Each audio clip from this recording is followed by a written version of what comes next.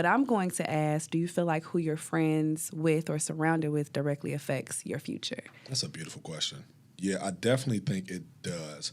But I would break it down like, what does friendship mean? You know what I'm saying? Because I dig into just my core values and morals as a person, right?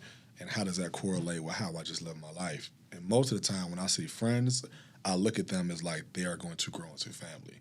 And there's such a slim amount of people, you know what I'm saying, that you really say, like, I can see this person being a family. Right. You know what I'm saying? So once I get into that vibe, then I'll be able to determine, like, okay, yeah, this friend group matters for the most part.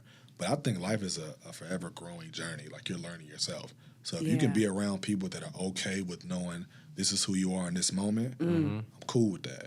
Tomorrow you might be somebody else. Yes. I'm cool with that too. You know what I'm saying? But people ain't usually like that. Especially when you on that uphill climb. Like when you doing something, you got to weave through the to even see what you here for. You know what I'm saying? Because some people just be like, man, he doing that right now. I want to be around you, brother. Exactly. I will fight you, boy. Or the jealousy because they don't understand how you're doing it. Crazy.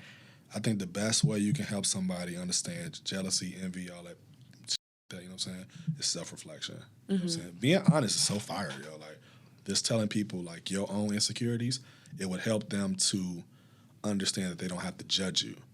Most of the time, when you tell people, I got this going, they are going to judge you. It sounds like you bragging. Yeah. But in reality, I'm just telling you, like, I got going on. Tell them your insecurities first, so that way they don't have to go and judge it because they're like, damn, I can't even pick on him about that. He know he ain't. Damn. Yeah.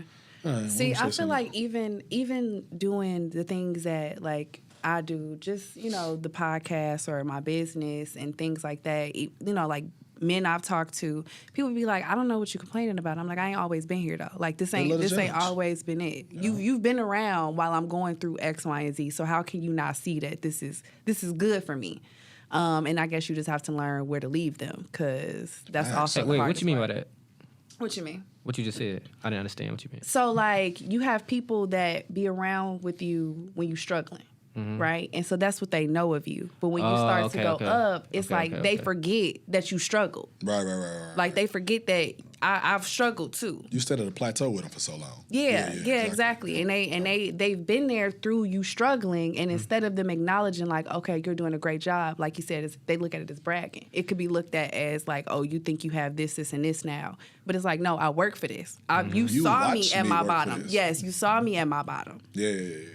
So you gotta hold a dose by their hand like children sometimes. Like I'm really big on. I think people overlook this whole like having negative attributes about people sometimes. Like when you just don't with somebody, I think it's okay to not with somebody. Like I think it's actually okay to be like, you know what, I'm holding this against somebody. You know what I'm saying? Because you're supposed to feel that emotion wholeheartedly. You know what I'm saying? So what I'll do, let's say I got a homie or something like that. And we all can relate to this. That's just seeing you from the come up. You done lost it, got it back, whatever.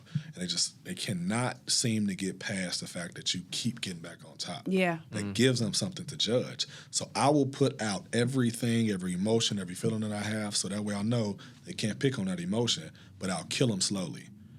One of the I'm not really religious, but I did watch a sermon with Bishop, and he was saying you got to be careful about what power means, because most of the time the person that has the most power isn't even focused on the power. It's the people around him that exudes his power.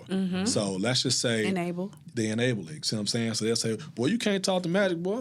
No, Magic got something to do. I didn't say that though. Yeah. Like if you just came up to me, I would say, well, let me take time to speak with you. You know what I'm saying? I'm gonna be polite, I'm gonna be humble. In order for me to get to the place that I got to, I had to learn different types of discipline. I treat people like people, but the people around me may have not got that same lesson. They just bouncing off my power. Bring them niggas with you. Bring them up to the point where they feel like they got so much power and leave them there. Because they're not going to envy you. They're not going to hate you because they feel like they have this power. What's going to happen is you give them a rope, he'll hang himself. I ain't got this no more here. Because you're going to lose it anyway. So I'm up. You know what I'm saying? You jumping on my bandwagon. What was you about to say, Ryan?